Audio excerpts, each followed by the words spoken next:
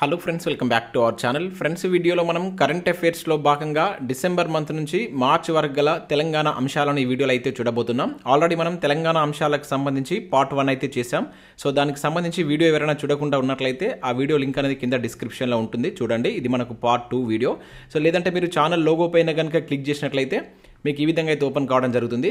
So ఇక్కడ మీరు playlist విభాగానికి వచ్చినట్లయితే ప్రతి సబ్జెక్ట్కి సంబంధించి ఇక్కడ నేను ప్లేలిస్ట్ అయితే క్రియేట్ చేస్తాను. ఇక్కడ మనకు కరెంట్ అఫైర్స్ 2024 అని చెప్పేసి ఉంటుంది. దీనిలో మీకు తెలంగాణకు సంబంధించిన అంశాలకు సంబంధించిన వీడియోస్ ఉంటాయి. ఇంకా అదే కాకుండా ఇండియన్ ఎకానమీ కావచ్చు అండ్ ఇండియన్ సొసైటీకి సంబంధించి పాలిటీ అండ్ దాంతోపాటుగా Indian history, Telangana history, culture and science and technology, ఇట్లా చాలా సబ్జెక్టులకు సంబంధించినటువంటి కంటెంట్, ముఖ్యమైనటువంటి కంటెంట్ అయితే అందించడం జరిగింది. ఒకసారి మీరు ప్లేలిస్ట్కి వెళ్ళి చూడండి, నచ్చినట్లయితే ఫాలో కాండి. సో దీనిలో మనం ముఖ్యంగా తెలంగాణ అంశాలకు సంబంధించి లాస్ట్ 4 monthsలో ఉన్నటువంటి ఇంపార్టెంట్ కరెంట్ అఫైర్స్ అయితే చూద్దాం. సో వీడియో చూస్తున్న ప్రతి ఒక్కరు ఖచ్చితంగా లైక్ చేయండి, మీకు యూజ్ అయ్యేటువంటి ఇన్ఫర్మేషన్ అయితే అందించడం జరుగుతుంది. సో లాస్ట్ వీడియో దాదాపుగా 20,000 మెంబర్స్ దాకా చూశారు, కనీసం ఒక 3,000 లైక్స్ కూడా ఇవ్వలేదు. కంపల్సరీ లైక్ చేయండి. మీరు ఇచ్చేటువంటి లైక్స్ ఒక టైప్ ఆఫ్ ఎంకరేజింగ్గా ఉంటాయి కనుక లైక్ చేసి ఎవరైతే మీ మిత్రులు ఉంటారో వాళ్ళకి దీన్ని షేర్ చేసేటువంటి ప్రయత్నం చేయండి అండ్ సబ్స్క్రైబ్ చేసుకుని చూడండి. రెగ్యులర్గా మీకు జాబ్ అప్డేట్స్ అంతాయి. ఫ్రెండ్స్, మన ఛానల్ ద్వారా మన యాప్లోకి టీఎస్పీఎస్సీ గ్రూప్ 2 కావచ్చు, గ్రూప్ 1కి సంబంధించిన టెస్ట్ సిరీస్ అయితే తీసుకురావడం జరిగింది. ఇక్కడ గ్రూప్ 2 టెస్ట్ సిరీస్ సంబంధించి కనుక చూసినట్లయితే ప్రశ్నలు మీకు తెలుగు అదేవిధంగా ఇంగ్లీష్ మీడియంలో ఉంటాయి. టాపిక్ వైజ్గా, డేట్ వైజ్గా టెస్ట్లు అయితే అప్లోడ్ చేస్తున్నాం. ప్రతి ప్రశ్నకు మీ వివరణ ఉంటుంది. సో పూర్తి సిలబస్ కవర్ అయ్యే విధంగా 120 days ప్లాన్లో భాగంగా ఈ టెస్ట్ సిరీస్ అయితే మేము అందిస్తున్నాం. సో 299 దీని యొక్క ప్రైజ్ అయితే ఉంది. సో దీనికి సంబంధించిన ప్రైజ్ అనేది త్వరలో పెంచబోతున్నాం. ఎవరైనా తీసుకోవాలనుకుంటే ఇమీడియట్గా తీసుకోండి. సో దాంతోపాటు గ్రూప్ 1కి సంబంధించి కూడా 250 రూపీస్తో మేము టెస్ట్ సిరీస్ అయితే చేయడం జరిగింది. సేమ్ ఇదే రకంగా మీకు డేట్ వైజ్గా, టాపిక్ వైజ్గా తెలుగు అదైతే ఇంగ్లీష్ మీడియంలో అయితే టెస్ట్లు అయితే అప్లోడ్ చేయబడతాయి. మీరు ఒక టెస్ట్ని ఎన్నిసార్లు రాసుకోవచ్చు, ఎప్పుడైనా రాసుకోవచ్చు. మీరు ఒకసారి మన యాప్ని అయితే డౌన్లోడ్ చేసుకోండి. అలా వీడియో కోర్సెస్ కావచ్చు, ఇంకా రకరకాల టెస్ట్ సిరీస్ కూడా ఉన్నాయి. యాప్ లింక్ కింద డిస్క్రిప్షన్లో ఉంటుంది. ప్రతి ఒక్కరు డౌన్లోడ్ చేసుకుని అయితే చెక్ చేయండి. ఫ్రెండ్స్, ఇక్కడ మనం మొదటి కరెంట్ అఫైర్ కనుక చూసినట్లయితే తెలుగు వారికి పద్మ అవార్డులు అని చెప్పేసి ఇక్కడ చూడవచ్చు. సో మనం 2024 పద్మ అవార్డులకు సంబంధించి స్పెషల్గా ఒక వీడియో కూడా అప్లోడ్ చేసాం. దాంట్లో మొత్తం కంప్లీట్గా ఇండియా వైడ్గా ఈ పద్మ అవార్డ్స్ ఎంతమందికి వచ్చాయి, సో ఆ వ్యక్తులకు సంబంధించి కూడా అక్కడ ఎక్స్ప్లెయిన్ చేయడం జరిగింది. సో జనరల్గా మనకు మొత్తం 132 పద్మ అవార్డ్స్ అనేది రావడం జరిగింది. దీనిలో మనకు పద్మ విభూషణ్ వచ్చేసి 5గురికి ఇచ్చారు. అదేవిధంగా పద్మభూషణ్ వచ్చేసి 17 మందికి ఇవ్వడం జరిగింది. అదేవిధంగా పద్మశ్రీ వచ్చేసి 110 మందికి ఇచ్చారు. సో దీనిలో మన తెలుగు వాళ్ళు ఎంతమంది ఉన్నారనేది మనం ఇక్కడ వాళ్ళకి సంబంధించినటువంటి ఇంపార్టెంట్ అంశాలు కూడా మనం ఓన్లీ తెలంగాణకు సంబంధించిన అంశాలు చూస్తున్నాం కనుక సో వాళ్ళ గురించి నేను ఎక్స్ప్లెయిన్ చేసేటువంటి ట్రై చేస్తాను. సో ఓవరాల్గా దీనిలో కనుక చూసుకుంటే మనకు మహిళలు 30 మంది ఉన్నారండి. సో మనకి ఈ సంవత్సరం అంటే 2024 పద్మ అవార్డులకు సంబంధించి చూసినప్పుడు సో దీనిలో మహిళలు మనకు 30 మంది ఉన్నారు. సో విదేశీయులు, ప్రవాస భారతీయులు కలుపుకుంటే 8 మంది ఉన్నారు. సో మరణాంతరం పొందిన వారు 9 మంది ఉన్నారు. సో సంయుక్త అవార్డు గ్రహీతలు వచ్చేసి 2 ఉండడం జరిగింది. సో వీళ్ళందరి గురించి నేను సపరేట్ ఒక వీడియో చేశాను. అది మన ప్లేలిస్ట్లో ఉంటుంది, కరెంట్ అఫైర్స్ సంబంధించిన ప్లేలిస్ట్లో ఉంటుంది. అది చూసేటువంటి ప్రయత్నం చేయండి. ఇక్కడ మనం తెలంగాణకు సంబంధించి కనుక చూసినట్లయితే తెలంగాణ అదేవిధంగా తెలుగు రాష్ట్రాలు, సో రెండింటికి కలుపుకొని మనకి అంటే తెలుగు రాష్ట్రాలు అంటే ఇక్కడ తెలంగాణ వస్తుంది, అదేవిధంగా ఏపీ, ఈ రెండింటికి కలుపుకొని మొత్తం 8 మందికి ఈ పద్మ అవార్డ్స్ అనేది రావడం జరిగింది అనమాట. సో దీనిలో మన ఓన్లీ తెలంగాణ నుంచి కనుక చూసినట్లయితే 5గురికి పద్మశ్రీ అవార్డ్స్ అనేది ఇవ్వడం జరిగింది. టోటల్గా మన తెలంగాణకు వచ్చినటువంటి 5గురికి కూడా పద్మశ్రీ వచ్చింది. అంటే పద్మభూషణ్ కానీ, పద్మవిభూషణ్ కానీ సో అటువంటి అవార్డ్స్ రాలేదు. ఓన్లీ పద్మశ్రీ అవార్డు అనేటువంటిది మన తెలంగాణ వారికి 5గురికి వచ్చింది, అది గుర్తుంచుకోండి. సో నెక్స్ట్ ఇక్కడ మరి ఆంధ్ర వారికి సంబంధించి కనుక చూసినట్లయితే మొత్తం 3 అవార్డ్స్ వచ్చినాయి. దీనిలో మనకు 2+1, ఇక్కడ 2 అంటే ఏంటంటే ఇద్దరికి పద్మ విభూషణ్ రావడం జరిగింది. పద్మ విభూషణ్ ఇద్దరికి, ఒకరికి పద్మశ్రీ వచ్చింది. సో ఈ పద్మ విభూషణ్ వచ్చినటువంటి ఇద్దరు ఎవరంటే మనకు ఒకరు చిరంజీవి గారు కళారంగం నుంచి ఆంధ్రప్రదేశ్ రాష్ట్రానికి గాను రావడం జరిగింది. అదేవిధంగా నెక్స్ట్ ఎం వెంకయ్య నాయుడు ప్రజా వ్యవహారాల విభాగంలో సో ఆంధ్రప్రదేశ్ నుంచి ఇతనికి రావడం జరిగింది. సో వీళ్ళిద్దరి గురించి నేను ఇక్కడ చెప్పట్లేదు, ఓన్లీ తెలంగాణ గురించి చెప్తున్నా కనుక సో మనకు తెలంగాణ నుంచి 5గురికి రావడం జరిగింది. ఆ 5 అవార్డ్స్ కూడా మనకు పద్మశ్రీ అవార్డ్స్ అయితే రావడం జరిగింది. దానిలో మనం ఇక్కడ చూసినట్లయితే 5గురికి సంబంధించి చూసినట్లయితే మొదటి వ్యక్తి వచ్చేసి ఇక్కడ మనకు గడ్డం సమ్మయ్య.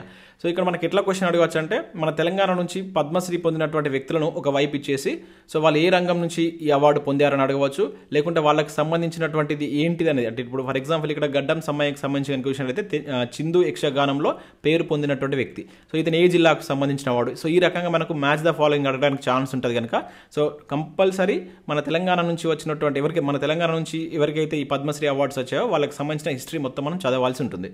సో ఇక్కడ మనం గడ్డం సమ్మయ్యకు సంబంధించి కనుక చూసినట్లయితే ఇతని తెలంగాణలో ఉన్నటువంటి జనగామ డిస్టిక్, ఇక్కడ ఇవ్వలేదు, జనగామ డిస్ట్రిక్ట్ పేరు గుర్తుంచుకోండి. నేరుగా మనకు మ్యాచ్ ద ఫాలోయింగ్లో అడగడానికి ఛాన్స్ ఉంటుంది. అప్పిరెడ్డిపల్లి అనేటువంటి విలేజ్కి సంబంధించిన వ్యక్తి. ఇతను చిందు యక్షగానంలో చాలా పేరు పొందినటువంటి వ్యక్తి.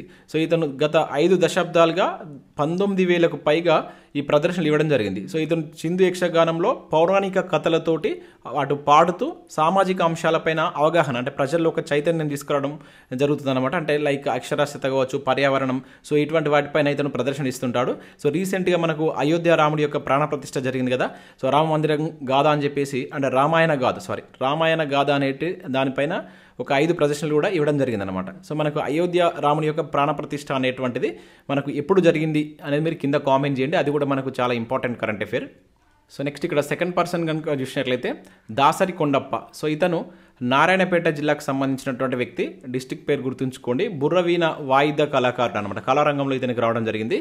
సో ఏ డిస్టిక్, అతని యొక్క స్పెషాలిటీ ఏంటనేది ఎక్కువగా మీరు గుర్తుంచుకునే ప్రయత్నం చేయండి. సో ఇతను బుర్రవీణ వాయిద్య కళాకారుడు. అదేవిధంగా ఇతను పాడేటువంటిది ఏ విధంగా ఉంటారంటే ఆత్మతత్వం కావచ్చు, జ్ఞానతత్వానికి సంబంధించిన పాటలు ఎక్కువగా గానం చేస్తుంటారు. అంటే రామాయణ, మహాభారతం కావచ్చు, సో అదేవిధంగా హరిశ్చంద్ర పాటలతో పాటు పలు పౌరాణిక గాథలను వీణా వాయిస్తూ అతను ఒక కథ రూపంలో చెప్తుంటాడు అనమాట. రీసెంట్గా మనకి ఇతను దూరదర్శన్లో కూడా ఇతని యొక్క ప్రదర్శనలు ఇవ్వడం జరిగింది. అదేవిధంగా బలగం సినిమా తెలుసు కదా. సో దీనిలో ఒక ఫేమస్ పాట అయ్యో శివుడా ఏమాయ అనే పాటను కూడా పాడింది ఇతనే. దాంతోపాటుగా ప్రజెంట్ అతను మహబూబ్ నగర్లో ఉన్నటువంటి ఒక కస్తూరిబా పాఠశాల విద్యార్థులకు ఈ బుర్ర వీణ పైన శిక్షణ కూడా ఇస్తున్నాడు. సో ఇక్కడ ఇది గుర్తుంచుకోండి, ఇంపార్టెంట్. అండ్ ఇతను ఏ జిల్లాకు సంబంధించిన పర్సన్, ఇతనికి వచ్చినటువంటి ఏంటిది పద్మశ్రీ అవార్డు రావడం జరిగింది. ఇక నెక్స్ట్ థర్డ్ పర్సన్ ఇక్కడ చూసినట్లయితే కూరెళ్ళ వీణయ్య. థర్డ్ పర్సన్ కనుక చూసినట్లయితే కూరెళ్ళ విఠలాచార్య. సో ఇతను వచ్చేసి యాదాద్రి జిల్లాకు సంబంధించిన వ్యక్తి. ఇతను ఒక కవి.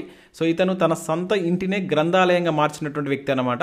సో ప్రజెంట్ అంటే స్టార్టింగ్లో 5,000 పుస్తకాలతోటి ఒక పుస్తక భాండాగారంగా దాన్ని స్థాపించడం జరిగింది. ప్రస్తుతం దానిలో 2 లక్షలకు పైగా పుస్తకాలు అయితే ఉన్నాయి. సో ఇతను చేస్తున్నటువంటి కృషిని ఇటీవల మనకు ప్రధాని మోడీ గారు తన మన్ కీ బాత్ ప్రోగ్రాంలో భాగంగా కూడా ప్రస్తావిస్తూ అభినందించడం జరిగిందనమాట. గుర్తుంచుకోండి, ఇతను ఏ ప్రాంతానికి సంబంధించిన వాడు, ఇతనికి పద్మశ్రీ అవార్డు అనేది రావడం జరిగింది. నెక్స్ట్ ఇక్కడ ఫోర్త్ పర్సన్ చూసినట్లయితే మనకు వేలు ఆనందచారి. సో హైదరాబాద్. యాక్చువల్లీ ఇతని యొక్క జన్మస్థలం చూసినట్లయితే మనకు చిత్తూరు, ఏపీకి సంబంధించిన వ్యక్తి, కాకపోతే హైదరాబాద్లో స్థిరపడడం జరిగింది. సో ఇతను మనకు అన్నవరం కావచ్చు, శ్రీశైలం, విజయవాడ, కాణిపాక, ఇంకా అక్కడ ఉన్నటువంటి సింహాచలం, యాదగిరిగుట్ట, సో బాసర, వేములవాడలో ఆలయాల్లో ఇతను సహాయ స్థపతిగా పనిచేసినటువంటి వ్యక్తి అనమాట. సో రీసెంట్గా మనకు యాదాద్రి ఆలయ దేవాలయానికి సంబంధించి అభివృద్ధి ప్రాధికార సంస్థ ఉంది కదా, YTTA అని చెప్పేస్తాం, దాని స్థపతిగా కూడా నియమించబడ్డటువంటి వ్యక్తి. సో 2017 పొట్టి శ్రీరాములు తెలుగు విశ్వవిద్యాలయం సంబంధించి అక్కడ నుంచి ఒక ప్రతిభా పురస్కారాన్ని కూడా ఇతను అందుకోవడం జరిగింది. ఇక్కడ ఇంకొక ఇంపార్టెంట్ అంశం ఏంటంటే మనకి ఈ కూరెళ్ళ విఠలాచార్య ఉన్నాడు కదా. సో ఇతనికి 2019లో మనకు దాశరథి, తెలంగాణ ప్రభుత్వం ఇచ్చేటువంటి ప్రతిష్టాత్మక దాశరథి పురస్కారం కూడా ఇతనికి రావడం జరిగిందనమాట. సో దాశరథి పురస్కారాన్ని మనకు తెలంగాణ ప్రభుత్వం ఎప్పటి నుంచి ఇస్తుందన్నది మీరు కింద కామెంట్ చేయండి. ఇంకా నెక్స్ట్ ఇక్కడ ఫిఫ్త్ పర్సన్ ఇంకా చూసినట్లయితే కేతావత్ సోమ్లాల్. సో ఇతను యాదాద్రి భువనగిరి జిల్లాకు సంబంధించినటువంటి వ్యక్తి. సో బంజారా జాతి జాగృతి కోసం దాదాపుగా 200కు పైగా పాటలు రాసినటువంటి వ్యక్తి. సో రీసెంట్గా ఇతను భగవద్గీతలో ఉన్నటువంటి 701 శ్లోకాలను బంజారా భాషలోకి అనువదించినటువంటి వ్యక్తిగా కూడా ఇతనికి గుర్తింపు ఉంది. సో ఇతనికి కూడా పద్మశ్రీ అవార్డు రావడం జరిగింది. యాదాద్రి భువనగిరి జిల్లాకు సంబంధించిన పర్సన్ కింద మనం గుర్తుంచుకోవాల్సి ఉంటుంది. ఇక నెక్స్ట్ అంశం కనుక చూసినట్లయితే భారతరత్న PV నరసింహారావు అని చెప్పేసి ఇక్కడ మనం చూడవచ్చు. సో మనకి ఇక్కడ ఒక చిన్న క్లారిఫికేషన్ ఏంటంటే పద్మ అవార్డ్స్ అని కనుక అన్నట్లయితే ఇక్కడ మనకు 3 అవార్డ్సే వస్తాయి. పద్మ అవార్డ్స్లో మనకు పద్మ విభూషణ్ వస్తుంది, పద్మభూషణ్ వస్తుంది, పద్మశ్రీ వస్తుంది. దీనిలో మనం భారతరత్న యాడ్ చేయొద్దు. పౌర పురస్కారాలు అని అన్నప్పుడు మాత్రమే సో దీన్ని కూడా తీసుకోవాల్సి ఉంటుంది. పౌర పురస్కారాలు అన్నప్పుడు 4 వస్తాయి. ఏది భారతరత్న వస్తుంది, దాంతోపాటుగా పద్మ విభూషణ్, పద్మభూషణ్, పద్మశ్రీ వస్తుంది. ఓన్లీ పద్మ అవార్డ్స్ అన్నప్పుడు మాత్రం ఈ 3 వస్తాయి. మనకు టోటల్గా 132 ఇవ్వడం జరిగింది. ఓకేనా. అయితే ఈసారి మనకు భారతరత్న అత్యధికంగా ఇవ్వడం జరిగింది. 2024లో 5గురికి ప్రకటించారు. సో దానిలో మనకు తెలంగాణకు సంబంధించినటువంటి PV నరసింహారావు గారు కూడా ఉన్నారు. ఇంపార్టెంట్, మనకు అంతకుముందు 1999లో 4గురికి ప్రకటించడం జరిగింది అనమాట భారతరత్న. సో దాని తర్వాత ఇప్పుడు చూసుకుంటే 2024లో 5గురికి ప్రకటించారు. సో ఇది ఇప్పటివరకు మనకు అత్యధికంగా, అంటే ఒకటే ఇయర్లో 5గురికి భారతరత్న ప్రకటించడం ఇదే ఫస్ట్ టైం. సో అది ఇక్కడ మనం గుర్తుంచుకోవాల్సినటువంటి ఇంపార్టెంట్ అంశం. సో ఇక్కడ 5గురిలో నలుగురు మిగతా 4 ఎవరు అనేది మీరు కింద కామెంట్ చేయండి. ఒకరు వచ్చేసి మన తెలంగాణ ప్రాంతానికి సంబంధించిన వ్యక్తి కనుక సో అతనికి సంబంధించిన ఇన్ఫర్మేషన్ మనం ఇక్కడ చూద్దాం. సో ఇక్కడ మనం PV నరసింహారావుకి సంబంధించి కనుక చూసినట్లయితే ఇతను కరీంనగర్ జిల్లా భీమదేవరపల్లి మండలం వంగర గ్రామానికి సంబంధించినటువంటి వ్యక్తి. సో 1921లో ఇతని యొక్క జననం కనుక చూసినట్లయితే వరంగల్ జిల్లా నరసంపేట మండలం లక్నేపల్లి గ్రామంలో ఇతను జన్మించడం జరిగింది. అయితే కరీంనగర్ జిల్లా ఈ భీమదేవరపల్లి మండలం వంగర గ్రామానికి సంబంధించినటువంటి పాములపర్తి రంగారావు కావచ్చు, రుక్మిణమ్మ, సో ఇతన్ని దత్తత తీసుకోవడం జరుగుతుంది అన్నమాట. సో ఇతన్ని ఇప్పుడు స్వస్థలం అంటే మనం ఏం చెప్పాల్సి ఉంటుంది, కరీంనగర్ జిల్లా భీమదేవరపల్లి మండలం వంగర గ్రామం అని చెప్పేసి మనం గుర్తుంచుకోవాల్సి ఉంటుంది. సో ఇతని యొక్క విద్యాభ్యాసానికి సంబంధించి కనుక చూసినట్లయితే ఇతను ఓయూ ఆర్ట్స్ కాలేజ్లో డిగ్రీ చేయడం జరిగింది. సో అదే టైంలో మనకు 1938లో వందే మాతర ఉద్యమం జరిగింది, దానిలో ఇతను పాల్గొన్నాడు. మనం ఆల్రెడీ తెలంగాణ హిస్టరీలో భాగంగా ఇతనికి సంబంధించి మనం చూస్తాం. నేను ఆల్రెడీ తెలంగాణ హిస్టరీకి సంబంధించి చాలా వీడియోస్ చేశాను, దానికి సంబంధించిన ప్లేలిస్ట్ ఉంటుంది చూడండి. దాంట్లో నేను పివి నరసింహారావుకి సంబంధించి కావచ్చు, ఇంకా ఈ 1938 వందే మాతర ఉద్యమానికి సంబంధించి క్లియర్ కట్గా అక్కడ ఎక్స్ప్లెయిన్ చేశాను. సో 1957లో తొలిసారిగా కాంగ్రెస్ అభ్యర్థిగా ఎమ్మెల్యే గెలవడం జరిగింది. సో ఫస్ట్ టైం ఇతను 1957లో ఎక్కడి నుంచి అంటే మనకు మంత్రి నియోజకవర్గం నుంచి. సో అప్పుడు ఇది కరీంనగర్, ఇప్పుడు న్యూ డిస్టిక్ వైజ్ చూసుకుంటే పెద్దపల్లి జిల్లా కిందకి వస్తుంది. సో మంత్రి నియోజకవర్గం నుంచి తొలిసారిగా ఇతను ఎమ్మెల్యే గెలవడం జరిగింది. సో 1971లో ఉమ్మడి ఆంధ్రప్రదేశ్కు సీఎం అయినటువంటి వ్యక్తి, తెలంగాణ నుంచి ఉమ్మడి ఆంధ్రప్రదేశ్కు సీఎంగా చేసినటువంటి ఏకైక వ్యక్తి మనకు పివి నరసింహారావు. అంటే ఫస్ట్ టైం చేసినటువంటి వ్యక్తి పివి నరసింహారావు. సో ఇది గుర్తుంచుకోండి. మనకు ప్రీవియస్లో ఇది తెలంగాణ మూవ్మెంట్లో భాగంగా నేరుగా క్వశ్చన్ అడగడం జరిగింది. 1971లో ఇతను ఉమ్మడి ఆంధ్రప్రదేశ్కు సీఎంగా చేసినటువంటి వ్యక్తి. తర్వాత 1977లో హన్మకొండ నుంచి లోక్సభ స్థానం నుంచి పోటీ చేసి, హన్మకొండ లోక్సభ స్థానానికి పోటీ చేసి ఎంపీగా గెలవడం జరిగింది. సో ఇక్కడ నుంచి ఇతను ఎంపీగా గెలవడం అనేది స్టార్ట్ కావడం జరుగుతుంది. సో ఆ తర్వాత వరుసగా మనకు 1984లో కావచ్చు, 84లో కూడా ఎంపీగా గెలుస్తాడు, అండ్ 89 అండ్ అదేవిధంగా 91 అండ్ 96లో కూడా గెలుస్తాడు. సో ఇక్కడ మనం వీటికి సంబంధించి కనుక చూసినప్పుడు, సో అంటే ఇతను ఈ ఎంపీగా గెలుపొందిన తర్వాత కేంద్రంలో కూడా చాలా శాఖల్లో పనిచేశారు. కేంద్రంలో హోంశాఖ కావచ్చు, రక్షణ విదేశీ వ్యవహారాలు కావచ్చు, మానవ వనరుల అభివృద్ధి మంత్రిత్వ శాఖలకు సంబంధించిన బాధ్యతలు కూడా చేయడం జరిగింది. గుర్తుంచుకోండి, అవన్నీ మనకు ఒకవేళ పివి నరసింహారావుకి సంబంధించి క్రింది వాటిలో సరి అయినవేది అని చెప్పేసి ఆ రకంగా క్వశ్చన్ అడిగినప్పుడు ఈ పాయింట్స్ అన్ని అక్కడ ఉంటాయి. ఎందుకంటే భారతరత్న పొందినటువంటి వ్యక్తి, మన తెలంగాణకు సంబంధించిన వ్యక్తి కనుక క్వశ్చన్ మనం ఎక్స్పెక్ట్ చేయవచ్చు, ప్రతి అంశాన్ని చూసుకోవాల్సి ఉంటుంది. సో 1991 జూన్ 21న భారతదేశ ప్రధానిగా కూడా ఇతను ప్రమాణ స్వీకారం చేయడం జరిగిందనమాట. సో ఇక్కడ చాలా ఇంపార్టెంట్ పాయింట్ ఏంటంటే మనకు ఈ పదవి చేపట్టినటువంటి తొలి దక్షిణాది ఏకైక తెలుగు వ్యక్తి అనమాట. ఓకేనా, ఇతను ఈ పదవి చేపట్టే టైంకు ఇతను ఎటువంటి చట్టసభల్లో అది ఎమ్మెల్యే కావచ్చు, ఎంపీగా కావచ్చు, ఈవెన్ ఎటువంటి రాజకీయ పదవిలో లేడు. సో తర్వాత మళ్ళీ ఇతను రాజ్యసభకు సంబంధించి తర్వాత మళ్ళీ లోక్సభకు ఇతను గెలవడం జరుగుతుందన్నమాట. సో అది కూడా ఇతని పేరు ఉన్నటువంటి ఒక రికార్డు కింద మనం గుర్తుంచుకోవాల్సి ఉంటుంది. సో 1991 జూన్ 21న ప్రధానిగా బాధ్యత చేపట్టినటువంటి వ్యక్తి. అయితే 1991లో ఇతను ప్రవేశపెట్టినటువంటి ఏదైతే బడ్జెట్లో ఇతను తీసుకొచ్చినట్టు కొన్ని సంస్కరణలు తీసుకురావడం జరిగింది. దానికి సంబంధించి మనం ఎకానమీలో భాగంగా సపరేట్గా చదువుతాం. అది కూడా మనకు చాలాసార్లు ప్రీవియస్లో బిట్టు అడిగిండు. ఇతను తీసుకొచ్చినటువంటి ఎల్పిజి రిఫార్మ్స్ కావచ్చు, వాటికి సంబంధించి చాలా క్వశ్చన్స్ అడిగారు కనుక మనం ఎకానమీలో దాన్ని చూడవలసి అయితే ఉంటుంది. సో ఇతను ముఖ్య రచనలు, ఇది చాలా ఇంపార్టెంట్ అండి. మనకు ప్రీవియస్లో ఇతని యొక్క రచనలకు సంబంధించి చాలా క్వశ్చన్స్ అయితే రావడం జరిగింది. సో ఇతని యొక్క ఆత్మకథను మనం ది ఇన్సైడర్ అని చెప్పేసి అంటాం. ప్రీవియస్లో క్వశ్చన్ ఎట్లా అడిగారంటే ది ఇన్సైడర్ అనేది ఇది ఎవరి యొక్క ఆత్మకథ అని చెప్పేసి అడిగాడు. సో ఇది గుర్తుంచుకోండి. ఇంకా అదే కాకుండా గొల్ల రామవ్వ అని చెప్పేసి కావచ్చు, సహస్ర ఫన్. సో దీనికి కేంద్ర సాహిత్య అకాడమీ అవార్డు కూడా రావడం జరిగింది. యాక్చువల్గా ఇదేంటంటే మనకు 1000 పడుగులు అనేటువంటి విశ్వనాథ సత్యనారాయణ రాసినటువంటి 1000 పడుగులు అనేటువంటి గ్రంథాన్ని, అది తెలుగులో ఉండేదాన్ని సహస్ర ఫన్ పేరుతోటి ఇతను హిందీలో రచన చేయడం జరిగిందనమాట. సో దానికి కానీ ఇతనికి ఈ కేంద్ర సాహిత్య అకాడమీ అవార్డు కూడా వచ్చింది. అదేవిధంగా అబల జీవితం లాంటి చాలా ఫేమస్ రచనలు కూడా ఉన్నాయి. సో వాటన్నిటి గురించి మనం చదవాల్సి అయితే ఉంటుంది. ఇక్కడ ఉన్నటువంటి పాయింట్స్ అయితే మీరు 100% గుర్తుంచుకోండి. ఒకవేళ మనం క్వశ్చన్ డిఫికల్ట్గా అడగాలనుకున్నప్పుడు ఈ పాయింట్స్ని అక్కడ యాడ్ చేసేటువంటి ఛాన్స్ అయితే ఉంటుంది. సో నెక్స్ట్ అంశం చూసినట్టయితే ఇక్కడ మనకు హైదరాబాద్లో వింగ్స్ ఇండియా 2024 అని చెప్పేసి చూడవచ్చు. చాలా ఇంపార్టెంట్ ఇది అంతర్జాతీయ కార్యక్రమం. ఈసారి మన తెలంగాణ వేదికగా దట్టు మన హైదరాబాద్లో జరిగింది కనుక దీని మీద క్వశ్చన్ అడగడానికి ఛాన్స్ ఉంటుంది. సో దీనికి సంబంధించినటువంటి 8వ ఎడిషన్ మనకు హైదరాబాద్లో ఉన్నటువంటి బేగంపేట విమానాశ్రయంలో జరిగింది. ఇది మనకు ఒక ఏవియేషన్ షో అని చెప్పేసి పిలుస్తాం. ఎన్నవ ఎడిషన్ అని గుర్తుంచుకోండి, 8th ఎడిషన్. ఇది అడగడానికి ఛాన్స్ ఉంటుంది. సో దీన్ని మనకు కేంద్ర పౌర విమానయాన శాఖ మంత్రి అయినటువంటి జ్యోతిరాదిత్య సింధియా ఈ కార్యక్రమాన్ని అయితే ప్రారంభించాడు. దీనిలో మనకు ఎయిర్పోర్ట్ అథారిటీ ఆఫ్ ఇండియా కావచ్చు, మినిస్ట్రీ ఆఫ్ సివిల్ ఏవియేషన్ వీళ్ళ సహకారంతో ఈ ద్వైవార్షిక ఈవెంట్ను ఇక్కడ మనకు ఇది బేగంపేట విమానాశ్రయంలో కండక్ట్ చేయడం జరిగింది. ద్వైవార్షిక అంటే ఏంటంటే 2 yearsకి ఒకసారి కండక్ట్ చేస్తారు. గుర్తుంచుకోండి, ద్వైవార్షిక అంటే ప్రతి 2 సంవత్సరాలకు ఒకసారి కండక్ట్ చేస్తారు. సో ఈసారి మన తెలంగాణ వేదికగా ఇది జరగడం జరిగింది కనుక అడగడానికి ఛాన్స్ ఉంటుంది, గుర్తుంచుకోండి.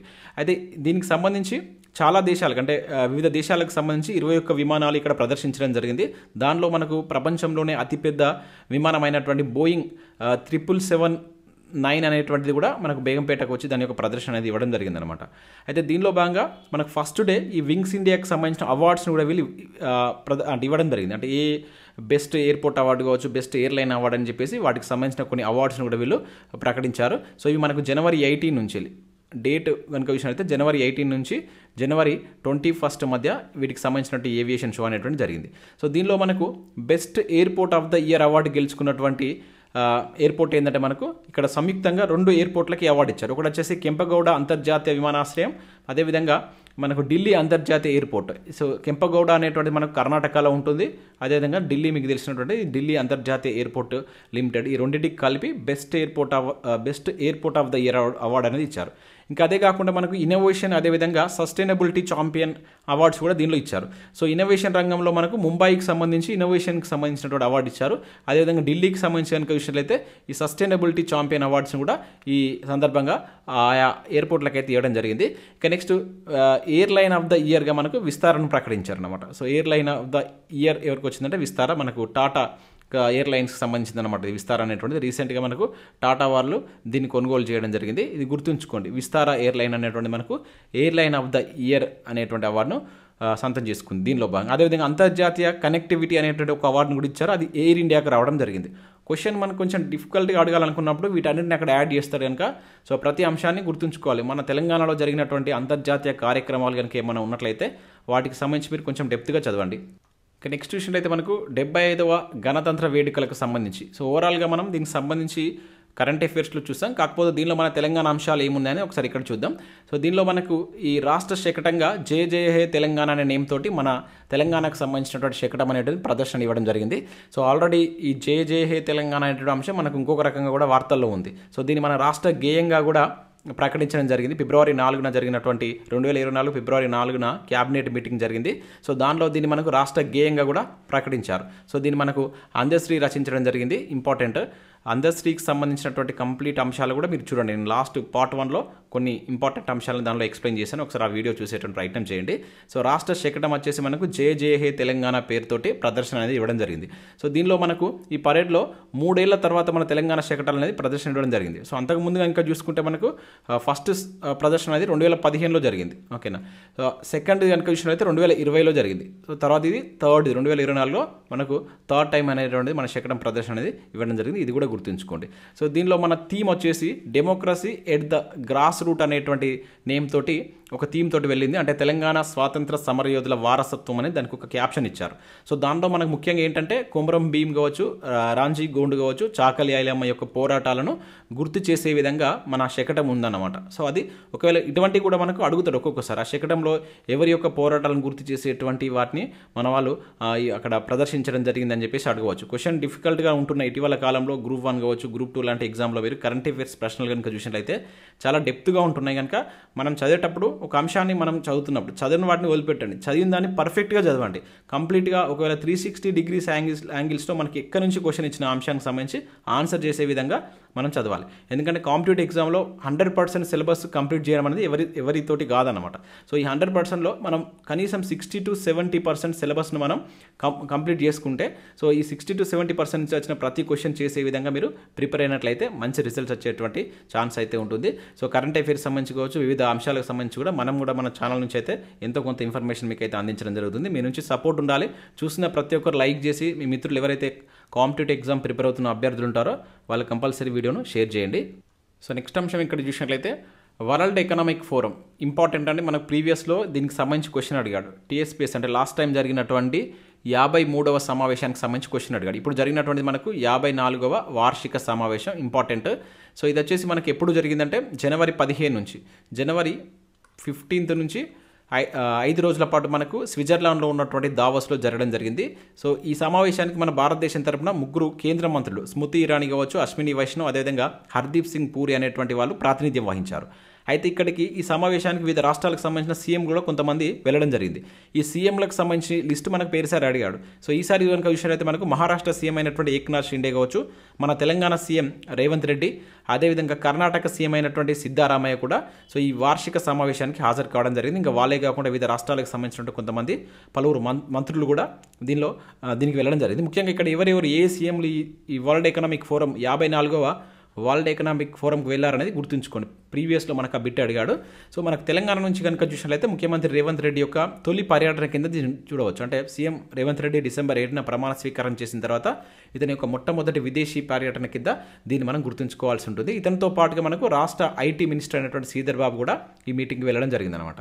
సో దీనిలో దాదాపుగా తెలంగాణ 40,232 కోట్ల పెట్టుబడులను తీసుకొచ్చిందని చెప్పేసి మనకు ప్రభుత్వం అయితే ప్రకటించింది. వివిధ కంపెనీస్ తోటి కూర్చుకున్నటువంటి ఒప్పందాల్లో భాగంగా సో ఇంత మొత్తంలో పెట్టుబడి రాబోతున్నట్లు మనకు తెలంగాణ ప్రభుత్వం అయితే ప్రకటించడం జరిగింది. దీనిలో మనకు అత్యధికంగా అదానికి సంబంధించినటువంటి కంపెనీ అదాని సంస్థతో అత్యధికంగా 12,400 కోట్లతోటి ఒప్పందాలు కూర్చుకోవడం జరిగింది. ఇది గుర్తుంచుకోండి, ఏ సంస్థతోటి అత్యధికంగా మనకు దావోస్ మీటింగ్లో భాగంగా ఒప్పందాలు కూర్చుకున్నారంటే అదానికి సంబంధించినటువంటి కంపెనీతోటి ఇది ఒప్పందం కూర్చుకోవడం జరిగింది. దీనిలో మనకు ముఖ్యమైన అంశం ఏంటంటే నైపుణ్య వర్సిటీని ఏర్పాటు చేస్తామని చెప్పేసి అదాని సంస్థ కూడా దీనికి ఏర్పాటు చేయాలంటే దానికి అంగీకారం కూడా తెలిపింది అనమాట. ఒక నైపుణ్య వర్సిటీ అది ఎక్కడ అని చెప్పేసి వాళ్ళు చెప్పలేదు, కానీ ఒక నైపుణ్య వర్సిటీ మన భారతదేశంలో అయితే ఏర్పాటు చేయబోతున్నారు. ఇంకా అదే కాకుండా మనకు ఇది అదాని గ్రీన్ ఎనర్జీ అనేటువంటిది కూడా మనకు ఇక్కడ 5,000 కోట్లతోటి పెట్టుబడి పెడుతున్నట్లుగా చెప్పడం జరిగింది. అదేవిధంగా ఇంకా గోధి ఇండియా ప్రైవేట్ లిమిటెడ్ సంస్థ కూడా తెలంగాణలో ఈ గిగా స్కేల్ బ్యాటరీ సెల్ తయారీ కేంద్రాన్ని కూడా 8,000 కోట్లతోటి ఏర్పాటు చేయబోతున్నట్టు ప్రకటించింది. సో మరొక ముఖ్యమైనటువంటి అంశం ఏంటంటే మనకు మలేషియాకు సంబంధించినటువంటి ఒక సంస్థ ఏదైతే మనకు ఈ palm oil company SIM Darby తోటి మనకు జాయింట్ వెంచర్ కలిసి గోద్రేజ్ కంపెనీ అంటే పామ్ ఆయిల్కి సంబంధించినటువంటి ఈ సిమ్ డార్బీ తోటి ఈ ఏదైతే గోద్రేజ్ అనేటువంటి కంపెనీ ఉంది కదా, సో వీళ్ళు కలిపి మన దేశంలోనే మొట్టమొదటిసారిగా ఈ ఆయిల్ సీడ్ గార్డెన్ వాణిజ్య యూనిట్ను ఖమ్మంలో ఏర్పాటు చేస్తామని చెప్పేసి ప్రకటించారు. ఓకేనా, ఆయిల్ సీడ్కి సంబంధించినటువంటి ఫామ్ ఆయిల్కి సంబంధించినటువంటి సీడ్ గార్డెన్ను ఏర్పాటు చేయబోతున్నట్లు ప్రకటించడం జరిగింది. ఇంపార్టెంట్, ఇది మనకు అడగడానికి ఛాన్స్ ఉంటుందండి ఎక్కడ ఏర్పాటు చేయవచ్చు అని చెప్పేసి. ఇంకా అదే కాకుండా మనకు ఆరిజిన్ లైఫ్ సైన్సెస్ కూడా 2,000 కోట్లతోటి పెట్టుబడులు పెట్టబోతున్నట్లు సో దీనిలో ఒప్పందాలు అయితే కూర్చుకుంది. సో వాటన్నిటికి సంబంధించి నేను క్లియర్గా మన కరెంట్ అఫైర్స్లో ఎక్స్ప్లెయిన్ చేస్తాను. ఇక్కడ మనం తెలంగాణకు సంబంధించి చూస్తున్నాం కనుక సో వాటిని కూడా గుర్తుంచుకోండి. ఒకవేళ మనకు డెప్త్గా క్వశ్చన్ అడగాలనుకున్నప్పుడు ఆ పెట్టుబడులు ఎవరెంత పెట్టారు, ఎక్కడ పెట్టారు అనేది కూడా అడగడానికి ఛాన్స్ ఉంటుంది. సో నెక్స్ట్ అంశం ఇక్కడ చూసినట్లయితే ప్రధానమంత్రి రాష్ట్రీయ బాల పురస్కారం 2024కి సంబంధించి క్రమం చూడవచ్చు. సో మనకు వివిధ రంగాలలో ప్రతిభ కనబరిచినందుకు గాను మనకు రాష్ట్రపతి ప్రతి సంవత్సరం ఈ అవార్డ్స్ను రాష్ట్రీయ బాల పురస్కార్ అనేటువంటి నేమ్ తోటి ఈ అవార్డులు అయితే ప్రకటిస్తారు. సో ఈసారి మనకు జనవరి 22న వీటిని అయితే ప్రకటించడం జరిగింది. సో దీనిలో మనకు దేశవ్యాప్తంగా కనుక చూసినట్టయితే 19 మందికి ఈ అవార్డుని అయితే ప్రదానం చేశారు. సో ఈ 19 మందిలో మనకి ఏజ్ ఎట్లా చూస్తారంటే 5 ఇయర్స్ నుంచి 18 ఇయర్స్ ఉన్నటువంటి వాళ్ళని సెలెక్ట్ చేయడం జరుగుతుంది. సో దీనిలో ఈ 19 మంది నుంచి మన తెలంగాణ నుంచి వెళ్ళి ఒకరు సెలెక్ట్ కావడం జరిగింది. హన్మకొండకు చెందినటువంటి పెండ్యాల లక్ష్మీప్రియ అనేటువంటి వ్యక్తి సో ఈ రాష్ట్రీయ బాల పురస్కార్ ప్రధానమంత్రి రాష్ట్రీయ బాల పురస్కార్ అవార్డును గెలుచుకోవడం జరిగింది. కళలు సాహిత్య విభాగంలో ఈ అవార్డు అయితే అందుకుంది. అదేవిధంగా మనకు ఏపీకి సంబంధించి కూడా ఒకరికి ఈ అవార్డు అయితే రావడం జరిగింది. ఆర్ సూర్యప్రసాద్ క్రీడలకు సంబంధించి ఈ అవార్డుని అయితే అందుకున్నాడు. సో అది కూడా గుర్తుంచుకోండి, మన పక్క రాష్ట్రం కనుక అడగడానికి ఛాన్స్ ఉంటుంది. సూర్యప్రసాద్. సో ముఖ్యంగా మనం గుర్తుంచుకోవాల్సిందంటే హన్మకొండకు సంబంధించినటువంటి పెండ్యాల లక్ష్మీప్రియకు కళలు సంస్కృతి విభాగంలో మనకు ప్రధానమంత్రి రాష్ట్రీయ బాల పురస్కార్ అవార్డు అయితే వచ్చింది. అది ఇక్కడ మీరు గుర్తుంచుకోండి. ఇక్కడ విషయం అయితే కొండపల్లి శేషగిరిరావు అని చెప్పేసి క్రమం జరగవచ్చు. సో ఇతను చనిపోయి 100 సంవత్సరాలైన సందర్భంగా శత జయంతి ఉత్సవాలను అయితే నిర్వహించడం జరిగింది. సో ఇతని యొక్క ఇంపార్టెన్స్ ఏంటంటే ఇతను ప్రకృతి చిత్రాలు వేసి పురాణ కథాంశాలతోటి బొమ్మలు గీసినటువంటి వ్యక్తి అనమాట. ఇతని బొమ్మల రారాజు అని చెప్పేసి కూడా పిలుస్తారు. ఇతను తెలంగాణ ప్రాంతానికి సంబంధించినటువంటి వ్యక్తి. ఉమ్మడి వరంగల్ జిల్లా పెనుగొండ గ్రామానికి సంబంధించిన వ్యక్తి. 2012లో ఇతను చనిపోయాడు. సో ఇతను జననం కనుక విషయం అయితే 1924 అనమాట. 1924లో ఇతను జనవరి 27న జన్మించడం జరిగింది. సో 100 సంవత్సరాలు కంప్లీట్ అయిన సందర్భంగా సో అతనికి సంబంధించినటువంటి శత జయంతి ఉత్సవాలను రీసెంట్గా కండక్ట్ చేశారు కనుక గుర్తుంచుకోండి. సో ఇతను మనకి ఏదైతే హైదరాబాద్లో ఉన్నటువంటి ఆర్ట్స్ కళాశాల ఉంది కదా, ఫైన్ ఆర్ట్స్ కళాశాలలో 40 ఏళ్ల పాటు లెక్చరర్ ఉద్యోగం కూడా చేసినటువంటి వ్యక్తి. ప్రిన్సిపల్గా కూడా చేసి పదవి విరమణ చేసినటువంటి వ్యక్తి అనమాట. 2012లో చనిపోయాడు. సో ఇతని యొక్క శత జయంతి ఉత్సవాలను కూడా రీసెంట్గా కండక్ట్ చేశారు కనుక అడగవచ్చు. ఇటీవల ఈ క్రింది ఎవరి యొక్క 100 శత జయంతి ఉత్సవాలను కండక్ట్ చేశారని చెప్పి అడగడానికి ఛాన్స్ ఉంటుంది. సో నెక్స్ట్ ఇక్కడ మరొక నియామకం సంబంధించి కూడా చూడవచ్చు. సిరిసిల్ల రాజయ్య. సో మనకు తెలంగాణ రాష్ట్ర ఫైనాన్స్ కమిషన్ చైర్మన్గా ఇతను నియమితులు కావడం జరిగింది. సో ఇది మనకు తెలంగాణ రాష్ట్రం ఏర్పడిన తర్వాత ఏర్పాటైనటువంటి 2వ కమిషన్ కింద కూడా మనం గుర్తుంచుకోవాల్సి ఉంటుంది. సో ఇతనితో పాటు మరొక 3 సభ్యులను కూడా నియమిస్తూ మనకు తెలంగాణ ప్రభుత్వం ఉత్తర్వులు అయితే జారీ చేసింది. సో దానిలో మనకు రమేష్ కావచ్చు, సంకెపల్లి సుధీర్ రెడ్డి అని చెప్పేసి, అదేవిధంగా మాలోతు నెహ్రూ నాయక్ అని చెప్పేసి ఈ 3 కూడా దీని ఫైనాన్స్ కమిషన్ సభ్యులుగా అయితే నియమించడం జరిగిందనమాట. అయితే తెలంగాణ రాష్ట్ర రాష్ట్రం ఏర్పడిన తర్వాత మనకు ఇది రెండవ కమిషన్ కింద గుర్తుంచుకోవాల్సి ఉంటుంది. సో మొదటి కమిషన్కు మనకు తొలి చైర్మన్గా రాజేశం గౌడ్ చేయడం జరిగింది. సో దానికి కొనసాగింపుగా ఇప్పుడు ఇతను మనకు అతని యొక్క పదవి అయిపోయిందంటే 2023 జూలైలో కంప్లీట్ కావడం జరిగిందనమాట. సో ఇప్పుడు మనకు కాంగ్రెస్ ప్రభుత్వం వచ్చిన తర్వాత ఈ సిరిసిల్ల రాజయ్యను తెలంగాణ రాష్ట్ర ఫైనాన్స్ కమిషన్ చైర్పర్సన్గా నియమించింది. నేరుగా అడగడానికి ఛాన్స్ ఉంటుందండి. ఇటువంటి బిట్స్ మనకు నియామకాలకు సంబంధించి అడుగుతాడు. నెక్స్ట్ మరొక నియామకం ఇక్కడ చూసినట్లయితే K Srinivas Reddy so Telangana media academy చైర్మన్గా ఇతను నియమితులు కావడం జరిగిందనమాట. సో 2 ఏళ్ల పాటు ఇతను ఈ పదవిలో ఉంటాడు. సో వీళ్ళు కూడా అంతే 2 ఇయర్స్ పాటు ఈ పదవిలో ఉంటారు. సో ఇతను కూడా 2 ఇయర్స్ పాటు ఈ పదవిలో అయితే ఉండడం జరుగుతుంది. సో ఇతను ఈ పదవి అంటే అంతకుముందు కూడా ఈ పదవి చేపట్టినటువంటి వ్యక్తి ఇది రెండవసారి అనుకోవచ్చు. అంతకుముందు మనకు 1996లో 1996లో మనకు ప్రెస్ అకాడమీ ఏర్పడినటువంటి వెంటనే ఫస్ట్ చైర్మన్గా కూడా శ్రీనివాస్ రెడ్డి అయితే చేయడం జరిగింది. ఫస్ట్ ప్రెస్ అకాడమీ చైర్మన్ చేశారు, ఇప్పుడు మళ్ళీ చేయడం జరిగిందనమాట. సో తెలంగాణ రాష్ట్రం ఏర్పడిన తర్వాత కనుక చూసుకుంటే మనకు మీడియా అకాడమీ చైర్పర్సన్గా అల్లం నారాయణ గారు ఉన్నారు. ఓకేనా. ఫస్ట్ ఓవరాల్గా మనకు ఆంధ్రప్రదేశ్లో మీడియా అకాడమీ ఏర్పడ్డప్పుడు చేసినటువంటి వ్యక్తి కూడా ఈ శ్రీనివాస్ రెడ్డి ఇప్పుడు మళ్ళీ రెండవసారి మనకు ఈ తెలంగాణ మీడియా అకాడమీ చైర్మన్గా నియమితులు కావడం జరిగింది. సో నెక్స్ట్ కరెంట్ అఫైర్ ఇక్కడ చూసినట్లయితే రాష్ట్ర అధికారిక గీతం జయ జయ హే తెలంగాణ అని చెప్పేసి ఇక్కడ చూడవచ్చు. చాలా ఇంపార్టెంట్ ఇది. మనకు 2024 ఫిబ్రవరి 4న రాష్ట్ర మంత్రిమండలి కొన్ని నిర్ణయాలను అయితే ప్రకటించడం జరిగింది. ఆ మంత్రివర్గ సమావేశంలో తీసుకున్నటువంటి ముఖ్య నిర్ణయాలు ఏవైతే ఉన్నాయో అవి ఇక్కడ ఇవ్వడం జరిగింది. చాలా చాలా ఇంపార్టెంట్. సో మనకు క్యాబినెట్ మీటింగ్కి సంబంధించిన అంశాలపైన కూడా మనకు గతంలో టీఎస్పీఎస్సీ 2 times క్వశ్చన్స్ అడిగిందండి. సో అంటే ఆ రోజు తీసుకున్న డేట్ మెన్షన్ చేస్తూ ఆ రోజు తీసుకున్నటువంటి క్రింది ముఖ్య నిర్ణయాలు ఏవి గుర్తించండి అని చెప్పేసి మనకు ప్రీవియస్లో బిట్ అడిగారు.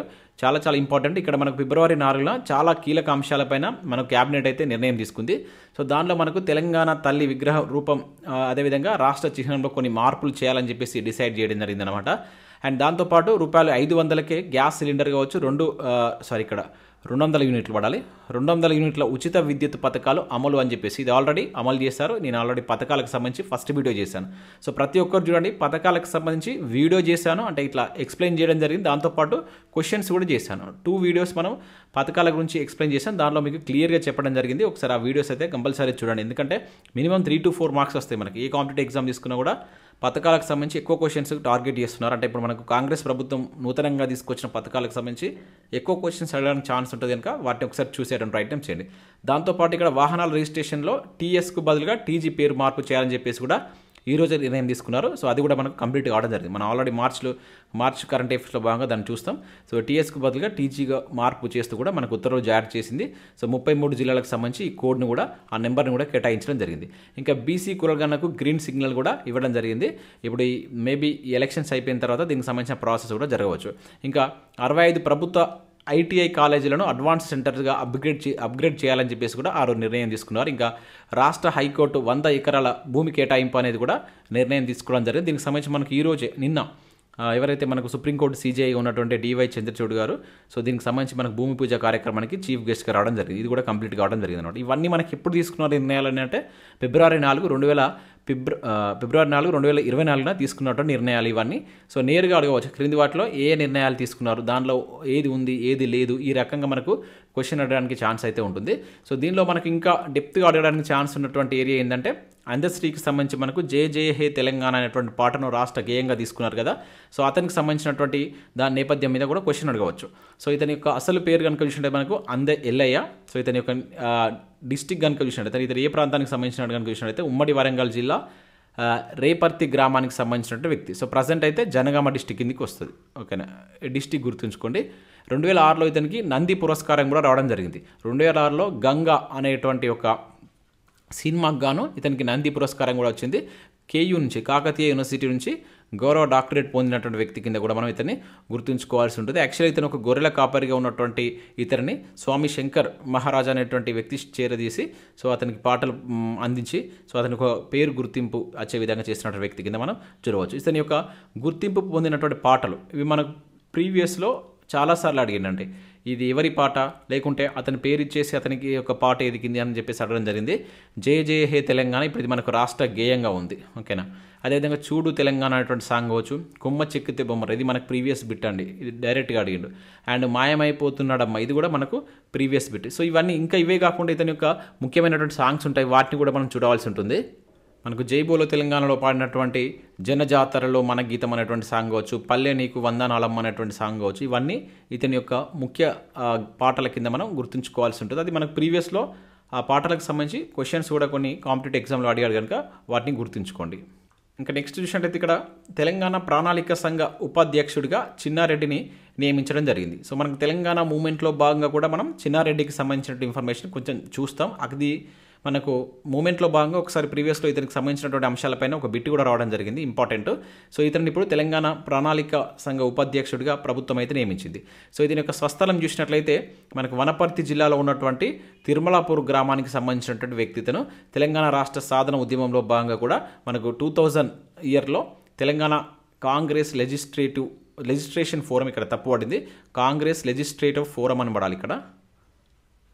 సో ఈ తెలంగాణ కాంగ్రెస్ లెజిస్ట్రేషన్ ఫోరం అనేది ఎప్పుడు ఏర్పడిందని మనకు ప్రీవియస్లో బిట్ అడిగినండి. 2000 ఇయర్స్లో ఏర్పాటు చేయడం జరిగింది. సో దీనిలో భాగంగా మన తెలంగాణ ప్రాంతానికి సంబంధించినటువంటి ఎవరైతే కాంగ్రెస్ ఎమ్మెల్యేలు ఉంటారో దాదాపుగా 41 మంది మన సోనియా గాంధీ గారు అప్పుడు తెలంగాణ పర్యటనకు వచ్చినటువంటి సందర్భంగా సో వాళ్ళు ఈ వినతి పత్రాన్ని ఇవ్వడం జరిగింది. ఇక్కడ మనకు తప్పబడింది. సో శాసనసభ్యులంతా కలిసి వినతి పత్రాన్ని సోనియా గాంధీ గారికి అందించడం జరిగింది.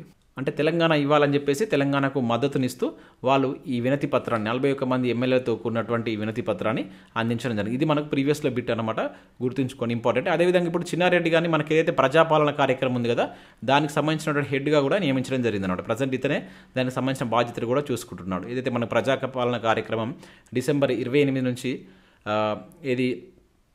జనవరి 6 వరకు జరిగినటువంటి ప్రోగ్రామ్ ఉంది కదా, ఆ ప్రజాపాలన దానికి సంబంధించినటువంటి కార్యక్రమం, ప్రజాపాలన కాదు ప్రజావాణి ప్రోగ్రామ్ మనకు వీక్లీ 2 times జరుగుతుంది కదా, దానికి సంబంధించిన హెడ్గా కూడా ఇతన్ని నియమించడం జరిగింది. అది కూడా ఇక్కడ గుర్తుంచుకోండి. ఇక దాంతోపాటు పద్మశ్రీ గ్రహీతకు 25 లక్షల నగదు అంటూ జరగవచ్చు. ఇది చాలా చాలా ఇంపార్టెంట్ అండి. డైరెక్ట్ అడగవచ్చు, ఏ రాష్ట్రం ఇటీవల పద్మశ్రీ గ్రహీతలకు 25,000 పెన్షన్ ప్రకటించింది అని చెప్పేసి అడగడానికి ఛాన్స్ ఉంటుంది, ఇంపార్టెంట్. సో గుర్తుంచుకోండి. సో మనకి ఎవరైతే మన ఇంతకుముందు ఈ వీడియోలోనే మనం స్టార్టింగ్ కరెంట్ అఫేర్ చూసాం. మన తెలంగాణ నుంచి 5గురికి పద్మశ్రీ అవార్డ్స్ అయితే రావడం జరిగింది. దాంతోపాటుగా ఆంధ్ర నుంచి 3గురికి వచ్చిందనమాట. దీనిలో 2 పద్మభూషణ్కి సంబంధించిన వాళ్ళు ఉన్నారు, 1 పద్మశ్రీ. అయితే వీళ్ళందరికీ మనకు 25 లక్షల నగదు అనేటువంటిది ఇవ్వడం జరిగింది. దాంతోపాటుగా తెలంగాణకు సంబంధించినటువంటి ఎవరైతే పద్మశ్రీ అవార్డు గ్రహీతలు ఉన్నారు కదా వాళ్ళకు నెలకు 25,000 పెన్షన్ కూడా ప్రకటిస్తూ మనకు సీఎం రేవంత్ రెడ్డి గారు ప్రకటన చేయడం జరిగింది అనమాట. ఇది చాలా ఇంపార్టెంట్, మనకు నేరుగా అడగడానికి ఛాన్స్ ఉంటుందండి. ఎందుకంటే ఇట్లా పద్మశ్రీ గ్రహీతలకు 25,000 పెన్షన్ ఇచ్చేటువంటి మొట్టమొదటిసారిగా ఆ స్కీమ్ను తీసుకొచ్చినటువంటి వ్యక్తి కూడా మన సీఎం, మన రాష్ట్రానికి సంబంధించిన ప్రభుత్వం కనుక గుర్తుంచుకోండి. ఇక నెక్స్ట్ కనుక చూసినట్లయితే రాష్ట్రంలోనే తొలి టాస్క్ పెద్దపల్లి అని చెప్పేసి ఇక్కడ మనం జరగవచ్చు. సో ఇక్కడ మనకేంటంటే యువతలో నైపుణ్యాన్ని కలిగించి ఉద్యోగ అవకాశాలు కల్పించేందుకు వీలుగా తెలంగాణ ప్రభుత్వం రాష్ట్రంలో మనకు కొన్ని స్కిల్ సెంటర్స్ని ఏర్పాటు చేయాలని చెప్పేసి నిర్ణయించిందనమాట. సో దానిలో మనకు ఇది ఐటీఐకి సంబంధించి కావచ్చు, వివిధ రంగాలకు సంబంధించినటువంటి వాటిపైన శిక్షణ ఇస్తారు. సో దానిలో మనకు మొట్టమొదటిది వచ్చేసి పెద్దపల్లిలో ఇది ఏర్పాటు చేయడం జరిగింది. అంటే యువతలో నైపుణ్యాన్ని కలిగించి ఉద్యోగ అవకాశాలు కల్పించడానికి వీలుగా సో శ్రీధర్ బాబు మొట్టమొదటిసారిగా పెద్దపల్లిలో దీన్ని ఏర్పాటు చేయబోతున్నామని చెప్పేసి ప్రకటించారు, మనకు ఐటీ శాఖ మంత్రి అయినటువంటి. గుర్తుంచుకోండి, మొట్టమొదటి ఎక్కడని చెప్పేసి నేరుగా అడగడానికి ఛాన్స్ ఉంటుంది కనుక ఆ ప్లేస్ గుర్తుంచుకోండి. సో నెక్స్ట్ మరొక ఇంపార్టెంట్ మీటింగ్ కనుక చూసినట్లయితే bio Asia summit, most important అండి, అడగడానికి ఛాన్స్ ఉంటుంది. సో మనకు 2024కి సంబంధించినటువంటి బయో ఏషియా సమ్మిట్ అనేటువంటిది ఫిబ్రవరి 26 నుంచి 28 మధ్య మనకు హైదరాబాద్లో జరగడం జరిగింది. ఇది గుర్తుంచుకోండి, నేరుగా అడుగుతారు. ఇది ఎన్నోవ బయో ఏషియా సదస్సు అంటే మనకు 21వ సదస్సు హైదరాబాద్లో జరిగింది. ఈ సంఖ్యను గుర్తుంచుకోండి. సో దీనిలో మనకు దాదాపుగా డేటా ఆర్టిఫిషియల్ ఇంటెలిజెన్స్ అనేటువంటి అనేక అంశాల గురించి ఈ సదస్సులో మనకు వివిధ దేశాలకు సంబంధించి దాదాపుగా 100కు పైగా దేశాల నుంచి వచ్చినటువంటి వాళ్ళు దీనిలో ఈ విషయాలపైన చర్చించడం జరిగింది. చాలా సాంకేతిక రంగంలో అండ్ జీవ వైద్య సాంకేతిక రంగంలో సో విప్లవాత్మక మార్పులు కావచ్చు, ఔషధ రంగంలో కొన్ని ఆవిష్కరణలు తీసుకురావాలని చెప్పేసి వాటికి సంబంధించినటువంటి చర్చలు కూడా దీనిలో చేశారు. సో దీనిలో మనం మరీ ముఖ్యంగా గుర్తుంచుకోవాల్సిన ఇంపార్టెంట్ పాయింట్ ఏంటంటే సో జీనోమ్ వ్యాలీ ఎక్సలెన్స్ పురస్కారం అనేది అందించడం జరిగింది అన్నమాట దీనిలో భాగంగా. సో ఇది గ్రెగ్ ఎల్ సెమెన్జా అనేటువంటి పర్సన్స్కు రావడం జరిగింది. సో ఇతను ఒక ప్రముఖ పిల్లల వైద్య నిపుణుడు అనమాట. ఈ పేరు గుర్తుంచుకోండి, పిల్లల వైద్య నిపుణుడు. ఇతనికి ఏ అవార్డు వచ్చింది? జీనోమ్ వ్యాలీ ఎక్సలెన్స్ పురస్కారాన్ని అందించడం జరిగింది. ఇది ఇంపార్టెంట్, మనకు నేరుగా అడగడానికి ఛాన్స్ ఉంటుంది. సో మనకి ఈ బయో ఏషియా సదస్సు సంబంధించిన థీమ్ కనుక చూసినట్లయితే 2024కి సంబంధించి కనుక చూసినట్లయితే transforming life sciences with data and AI అని చెప్పేసి ఇక్కడ చూడవచ్చు. జనరల్గా మనకు ఈ బయో ఏషియా సదస్సు అనేది ఎందుకు కండక్ట్ చేస్తారంటే లైఫ్ సైన్స్ లేదంటే మనకు హెల్త్ కేర్ రంగంలో వినూత్న పరిష్కారాలను అన్వేషించడం, వాటిపైన కొత్త టెక్నాలజీకి సంబంధించిన వాటిపైన చర్చించడం లాంటి వాటిలో కొంత నైపుణ్యాన్ని ప్రదర్శించడం వంటి అంశాలను చర్చించడం కోసం ఈ బయో ఏషియా సమ్మిట్ అనేది మనకు ప్రతి ఇయర్ అయితే కండక్ట్ చేస్తున్నారు. సో అది ఇక్కడ మీరు గుర్తుంచుకోండి. దాని యొక్క థీమ్ అదేంటి అని కూడా మనకు అడగడానికి ఛాన్స్ ఉంటుంది. అయితే దీనిలో భాగంగా మనకు మరీ ముఖ్యమైనటువంటి అంశం ఏంటంటే C4IR ఆవిష్కరణ అనేది కూడా చేశారు. మన హైదరాబాద్లో ఈ C4IR అనేటువంటిది కూడా ఏర్పాటు చేయబోతున్నట్లు ప్రకటించారు. యాక్చువల్గా ఇది మనకు దావోస్ మీటింగ్లో భాగంగానే ప్రకటించడం జరిగింది. ఇక్కడ మనకు దీనిలో భాగంగా దీన్ని ఆవిష్కరించారు. ఇది బయో ఏషియా సమ్మిట్లో భాగంగా. సో ఇక్కడ మనకు C4IR అంటే ఏంటంటే central for fourth industrial revolution అని చెప్పేసి అంటాం. ఇంపార్టెంట్. ఇది యొక్క నిర్వచనం కూడా మనకు అడగవచ్చు. దీని యొక్క డెఫినేషన్ అడగడానికి ఛాన్స్ ఉంటుంది. మనకు C1IR అంటే ఇక్కడ ఒక్కొక్క దానికి ఒక్కొక్క వేరియేషన్ ఉంటుంది. C1IR అనేది ఆవిరి శక్తికి సంబంధించింది అనమాట. ఇది ఆవిరి శక్తికి సంబంధించినటువంటిది. అదేవిధంగా C2IR అనేటువంటిది విద్యుత్ శక్తికి సంబంధించినటువంటిది అనమాట. నెక్స్ట్ C3IR అనేటువంటి ఎలక్ట్రానిక్స్ అండ్ IT. ఇప్పుడు C4IR మనకు మెటావర్స్ అని చెప్పేసి అంటాం. ఇది మెటావర్స్. ఇదంతా ఇప్పుడు అంతే కదా, మనకు మెటావర్స్ యుగం అంటాం కదా జనరల్గా. ఇది మెటావర్స్. ఇది గుర్తుంచుకోండి, అడగడానికి ఛాన్స్ ఉంటుంది. C4IR అనేది దేనికి సంబంధించి అంటే మెటావర్స్ అని చెప్పేసి గుర్తుంచుకోండి. ఇది మనకు రీసెంట్గా బయో ఏషియా సమిట్లో భాగంగా దీన్ని ఆవిష్కరించడం జరిగింది. తెలంగాణ ప్రభుత్వం, వరల్డ్ ఎకనామిక్ ఫోరం సంయుక్తంగా దీన్ని అయితే తీసుకొస్తున్నాయమంటారు. ఇది మనకు నేరుగా అడగవచ్చు. ఏదాంతో మనకు ఏదైతే WEF వరల్డ్ ఎకనామిక్ ఫోరం తోటి తెలంగాణ ప్రభుత్వం సంయుక్తంగా దీని అయితే తీసుకొస్తున్నాయి. అది ఇక్కడ గుర్తుంచుకోండి. ఇక నెక్స్ట్ ఇక్కడ మనం చూసినట్లయితే ఎనీమియా ముక్త తెలంగాణ కార్యక్రమం అని చెప్పేసి ఇక్కడ మనం చూడవచ్చు. సో మనకు జాతీయ బాలికల దినోత్సవం ఏదైతే January 24 సందర్భంగా మనకు సంగారెడ్డి జిల్లా ఏదైతే ఇక్కడ చౌటకూరు మండలం శివంపేటలో దీన్ని ప్రారంభించడం జరిగిందనమాట. ఎనీమియా ముక్త తెలంగాణ అనేటువంటి కార్యక్రమాన్ని ప్రారంభించారు. సో దీని యొక్క ముఖ్య ఉద్దేశం ఏంటంటే రక్తహీనత లేని తెలంగాణను తీసుకురావాలనే ఉద్దేశంతో ముఖ్యంగా 8th క్లాస్ నుంచి స్టార్ట్ చేస్తే ఇంటర్ విద్యార్థినులు ఎవరైతే ఉంటారో సో వారికి ఆరోగ్యపరంగా కావచ్చు అండ్ వారికి సంబంధించినటువంటి కొన్ని అంశాలను అందించడం ఈ కార్యక్రమం యొక్క ముఖ్య ఉద్దేశం అన్నమాట. అంటే రాష్ట్రంలో ఉన్నటువంటి స్కూల్స్, కాలేజెస్లో చదువుతున్నటువంటి విద్యార్థులకు ఈ రక్తహీనతకు సంబంధించిన పరీక్షలు నిర్వహించి తగిన మందులు అనేది ఇస్తారన్నమాట, ఈ రక్తహీనతతో బాధపడుతున్నటువంటి వ్యక్తులకు సంబంధించి. ఓకేనా, ఇది ఇక్కడ మీరు గుర్తుంచుకోవడం దేనికి సంబంధించి. అండ్ ఎప్పుడు ఇది ఇంపార్టెంట్ అంటే జాతీయ బాలికల దినోత్సవం సందర్భంగా దీన్ని మనకు ఆరోగ్య శాఖ మంత్రి అయినటువంటి దామోదర్ రాజనరసింహ ఉన్నాడు కదా, సో అతను సంగారెడ్డి జిల్లాలో దీన్ని స్టార్ట్ చేశాడు. చూసినట్టయితే సికింద్రాబాద్, తిరుపతిలో మనకు NIELIT కేంద్రాలను కేంద్ర ప్రభుత్వం ఏర్పాటు చేయబోతున్నట్లు దానికి సంబంధించి ఇక్కడ ప్రభుత్వం కూడా ఆమోదం తెలపడం జరిగింది. ఇక్కడ దీని యొక్క అబ్రివేషన్ ఏంటంటే national institute of electronics science information technology centres అని చెప్పేసి అంటాం. అంటే IT ఎగుమతులు కావచ్చు, ఎలక్ట్రానిక్స్ ఉత్పత్తులకు సంబంధించి మనకు తెలుగు రాష్ట్రాల్లో 2 కీలక ప్రదేశాలను వీళ్ళు ఎన్నుకోవడం జరిగింది. అది సికింద్రాబాద్, అదేవిధంగా తెలంగాణ. సో వీటికి సంబంధించినటువంటి వాటిని ఇక్కడ ఏర్పాటు చేయాలని చెప్పేసి మనకు కేంద్ర మంత్రి అయిన కిషన్ రెడ్డి ప్రత్యేక చొరవ తీసుకొని వీటిని ఇక్కడ ఏర్పాటు చేయబోతున్నట్టు ప్రకటించారు. గుర్తుంచుకోండి, కేంద్రాలు ఎక్కడ వచ్చాయని చెప్పేసి అక్కడ తెలంగాణలో సికింద్రాబాద్లో ఏర్పాటు చేయబోతున్నట్టు మనం నేరుగా గుర్తుంచుకోవాల్సి ఉంటుంది. సో నెక్స్ట్ అంశం చూసినట్టయితే మనకు తెలంగాణలో రెన్యూసిస్ ఇండియా పెట్టుబడులు అని చెప్పేసి ఇక్కడ చూడవచ్చు. సో మనకు రాష్ట్రంలో దశల వారీగా దాదాపుగా 6,000 కోట్ల పెట్టుబడులను ఈ రెన్యూసిస్ ఇండియా అనేటువంటి కంపెనీ ఇక్కడ దశల వారీగా ఈ పెట్టుబడులు పెట్టబోతున్నట్లయితే ప్రకటించడం జరిగింది. ఇది మనకు సింగపూర్కు సంబంధించినటువంటి కంపెనీ. గుర్తుంచుకోండి, ఏ దేశానికి సంబంధించి కూడా అడుగుతారు కొన్ని కంపెనీలు. ఇది సింగపూర్కు సంబంధించిన కంపెనీ. సో సోలార్ ప్యానెల్స్ కావచ్చు, సెల్ మ్యానుఫ్యాక్చరింగ్ యూనిట్లు కావచ్చు, అదేవిధంగా అల్యూమినియం ప్లాంట్ లాంటి వాటిలో సో వీటిని ఇక్కడ ఏర్పాటు చేయబోతున్నాడు తెలంగాణ రాష్ట్ర పరిశ్రమల శాఖతో. వీళ్ళు సింగపూర్కు సంబంధించినటువంటి ఈ రెన్యూసిస్ అనేటువంటి సంస్థ ఒప్పందం కూర్చుకోవడం జరిగింది. గుర్తుంచుకోండి, ఏ దేశానికి సంబంధించిన సంస్థ ఎంత పెట్టుబడి పెట్టబోతుంది అనేది ఇంపార్టెంట్. ఇక్కడ సోలార్ ప్యానెల్స్ లాంటి వాటిని తయారు చేయడం కోసం. ఇక రాష్ట్రంలో తొలి ప్రభుత్వ ఇంజనీరింగ్ కళాశాల అని చెప్పేసి ఇక్కడ చూడవచ్చు. చాలా చాలా ఇంపార్టెంట్ అండి. సో మన కొడంగల్ నియోజకవర్గం కోస్గి ప్రభుత్వ ఇంజనీరింగ్ కాలేజ్ అనేటువంటిది అంతకుముందు అక్కడ దీన్ని పాలిటెక్నిక్ కాలేజ్గా ఉండేది అనమాట. ఈ పాలిటెక్నిక్ కాలేజ్ని ఇప్పుడు మనకు అప్గ్రేడ్ చేస్తూ ఇప్పుడు దాన్ని ఏం చేశారంటే ప్రభుత్వ ఇంజనీరింగ్ కళాశాలగా చేయడం జరిగింది. అంటే మనకి ఏంటంటే మొత్తం ప్రభుత్వం కొత్తగా 11 ప్రభుత్వ ఇంజనీరింగ్ కాలేజీలను ఏర్పాటు చేయాలని చెప్పేసి నిర్ణయం తీసుకుంది. దానిలో మనకు మొట్టమొదటిసారిగా ఏర్పాటు చేసినటువంటి ప్రభుత్వ ఇంజనీరింగ్ కళాశాల ఏంటంటే కొడంగల్ నియోజకవర్గానికి సంబంధించినటువంటి కోస్గి ప్రభుత్వ ఇంజనీరింగ్ కళాశాల అనమాట. సో అంతకుముందు ఇక్కడ పాలిటెక్నిక్ కాలేజ్ ఉండేది, దాని ఇంజనీరింగ్ కాలేజ్గా అప్గ్రేడ్ చేయడం జరిగింది. ఇది మోస్ట్ ఇంపార్టెంట్ అండి, బిట్ ఎక్స్పెక్ట్ చేయవచ్చు. గుర్తుంచుకోండి, రాష్ట్రంలోనే తొలి ప్రభుత్వ ఇంజనీరింగ్ కళాశాలగా ఇది గుర్తింపు పొందింది కనుక అడగడానికి ఛాన్స్ ఉంటుంది. ఇక నెక్స్ట్ చూసినట్టు మనకు కేస్లాపూర్లో నాగోబా జాతర అయితే జరిగింది. మనకు సమ్మక్క సారక్క జాతర జరిగింది, నాగోబా జాతర కూడా జరిగింది. సో ఈ 2 జాతరలకు సంబంధించి మీరు స్పెషల్గా చూడండి. ఓకేనా, ఈ సమ్మక్క సారక్క జాతరకు సంబంధించి నేను వీడియో చేశాను ఆల్రెడీ. మనకి ఇది తెలంగాణ కల్చర్ అని చెప్పేసి మనం ఒక వీడియో చేసాం. సో యూట్యూబ్లో మీరు సెర్చ్ చేసినట్లయితే ఫస్ట్ మన వీడియోనే రికమెండ్ చేస్తుంది. దాదాపుగా 1 మిలియన్ వ్యూస్ దానికి రావడం జరిగింది. 2 వీడియోస్ చేశాను, ఒకసారి ఆ వీడియో చూడండి. దాంట్లో నేను ప్రతి దానికి సంబంధించి మీకు క్లియర్ కట్గా ఎక్స్ప్లెయిన్ చేశాను. సో ఇది మనకు ఆదిలాబాద్ జిల్లా ఇంద్రవెల్లి మండలం కేస్లాపూర్లో ఇది జరుగుతుంది. రాష్ట్రంలో 2వ అతిపెద్ద గిరిజన జాతరగా చెప్పవచ్చు. సో మొదటిది వచ్చేసి మనకు సమ్మక్క సారక్క. ఈ రెండింటి గురించి మీరు స్పెషల్గా చూడండి. ఈసారి కాంపిటేటివ్ ఎగ్జామ్ ప్రిపేర్ అవుతున్న అభ్యర్థులు వీటికి సంబంధించిన కంప్లీట్ అంశాలను ఒకసారి చూసే ప్రయత్నం చేయండి. ఇంకా సర్పజాతిని పూజించడం దీని యొక్క ముఖ్య ఉద్దేశం. అంటే ఒక సర్పాన్ని, ఆ సర్పం ఆకారంలో ఉన్నటువంటి విగ్రహాన్ని పూజిస్తారనమాట. సో దీని సందర్భంగా చేసేటువంటి నృత్యం గుస్సాడి నృత్యం. ఈ గుస్సాడి నృత్యం అనేది 2 సందర్భాలుగా చేస్తారు. ఒకటి శివరాత్రి సందర్భంగా చేస్తారు, అండ్ అదేవిధంగా ఈ జాతర సందర్భంగా చేస్తారు. మీరు అది కూడా గుర్తుంచుకోండి. కొంతమంది ఓన్లీ ఇదే అని చెప్పేసి మొన్న నేను ఒకటి ఇది కామెంట్ సెక్షన్లో మనకి ఇది కమ్యూనిటీలో ఒక పోస్ట్ పెట్టాను. ఇది సంబంధించి క్వశ్చన్ అడిగాను. అక్కడ చాలామంది శివరాత్రి సందర్భంగా ఇది చేస్తారని చెప్పేసి అంటున్నారు. సో శివరాత్రి అదేవిధంగా మనకు కేస్లాపూర్లో జరిగేటువంటి నాగోబా జాతర సందర్భంగా కూడా ఈ గుస్సాడి నృత్యం అనేటువంటి చేస్తారు. సో ఇది కూడా మీరు ప్రత్యేకంగా గుర్తుంచుకోండి.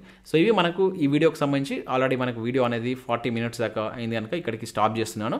నెక్స్ట్ మరొక అంటే ఇంకొక 2 పార్ట్స్లో మనకి ఇది కంప్లీట్ అవుతుంది అనుకుంటున్నాను నేను. ఇది పార్ట్ 2, పార్ట్ 3 అండ్ పార్ట్ 4లో కంప్లీట్ కావచ్చు. ఇవి కాకుండా నేను తెలంగాణ బడ్జెట్కి సంబంధించి ఓటాన్ అకౌంట్ ఉంది కదా, బడ్జెట్కి సంబంధించి ఒక వీడియో చేస్తాను.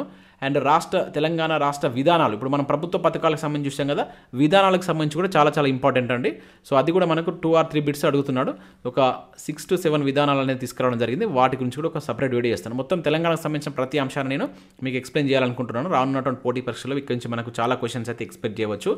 సో మీ నుంచి కూడా సపోర్ట్ అనేది ఉండాలి. 100% చూసిన ప్రతి ఒక్కరు ఖచ్చితంగా లైక్ చేసి మీ మిత్రులకు షేర్ చేయండి. నా ఎక్స్ప్లెనేషన్ మీకు నచ్చినట్లయితే కంపల్సరీ లైక్ చేసి మీ మిత్రులకు షేర్ చేస్తారని చెప్పేసి నేను అనుకుంటున్నాను. సో మన యాప్ని అయితే డౌన్లోడ్ చేసుకోండి. చాలా తక్కువ ప్రైజెస్లో చాలా మంచి క్వశ్చన్స్ అయితే మీ ముందుకు తీసుకురావడం జరిగిందనమాట. మీరు కావాలంటే ఒకసారి ఫ్రీ టెస్ట్ ఉంటుంది. ఇక్కడ గ్రూప్ 2కి సంబంధించినటువంటి ఫ్రీ టెస్ట్ ఒకసారి మీరు గ్రూప్ 1 టెస్ట్ ఉంటుంది, గ్రూప్ 2 ఉంటుంది. వీటిలో మేము 2 ఫ్రీ టెస్ట్లు ఇచ్చాం. మీరు చూడండి ఒకసారి. ఆల్రెడీ రాస్తున్న వాళ్ళు కూడా చాలామంది సాటిస్ఫై అవుతున్నారు. చాలా మంచి క్వశ్చన్స్ ఇచ్చారని చెప్పేసి అయితే మనం కంటిన్యూస్గా కామెంట్స్ పెడుతున్నారు. ఇదే రకంగా కంటిన్యూ చేయమని చెప్పేసి కూడా అంటున్నారు. సో ఇక్కడ మీరు చూడవచ్చు. వీటికి సంబంధించి మనం ఇప్పటివరకు 3 PDFs అయితే 3 టెస్ట్లు అయితే కండక్ట్ చేయడం జరిగింది. ఇక్కడ మీకు షెడ్యూల్ ఉంటుంది. షెడ్యూల్ ప్రకారం మనం ఎగ్జామ్స్ అయితే కండక్ట్ చేస్తాం. ఇక్కడ test 1 current affairs, test 2 history and economy అయిపోయింది. నెక్స్ట్ మరొక టెస్ట్ కూడా రాబోతుంది. మీరు ఒకసారి ఇక్కడ ఫ్రీ టెస్ట్ ఏదైతే మేము ఇక్కడ ఇచ్చినటువంటి కరెంట్ అఫైర్స్ అనేది ఫ్రీ టెస్ట్ అనమాట. ఈ ఫ్రీ టెస్ట్ మీరు ఒకసారి చూడండి. నచ్చినట్లయితే వారికి సంబంధించినటువంటి కోర్సులు మీరు తీసుకున్నటువంటి ప్రయత్నం అయితే చేయండి. ఇక్కడ దానికి సంబంధించిన షెడ్యూల్ ఉంటుంది. ఆ షెడ్యూల్ కూడా ఒకసారి చూడండి. ఇంకా అదే కాకుండా గ్రూప్ 1కి సంబంధించి కూడా సేమ్ ఇదే ప్యాటర్న్లో మనం కండక్ట్ చేస్తున్నాం. అండ్ వీడియో క్లాసెస్ ఉన్నాయి, అండ్ సపరేట్గా సబ్జెక్ట్ వైజ్ క్లాసెస్ ఉన్నాయి. ఎకనామిక్స్ సంబంధించి కూడా మనం సపరేట్గా వీడియో ఎక్స్ప్లెనేషన్తో కూడా వీడియో అంటే ఒక కోర్స్ తీసుకెళ్తామనే ఆలోచనలో ఉన్నాం. అది కూడా మనకి April 1 నుంచి మేబీ రావచ్చు. సో ఒకసారి మీరు యాప్ డౌన్లోడ్ చేసుకుని చెక్ చేస్తుండండి. మీకు మంచి కంటెంట్ అయితే తక్కువ ప్రైస్లో వితిన్ 500 లోపే మన కోర్సెస్ ఉంటాయి. సో అవి కూడా బెస్ట్ కంటెంట్, బెస్ట్ ఫ్యాకల్టీతో అందిస్తున్నాం. మీరు ఒకసారి కావాలంటే చెక్ చేసి నచ్చితే వాటికి సంబంధించిన కోర్స్ అయితే తీసుకోండి. Thanks for watching. Thank you.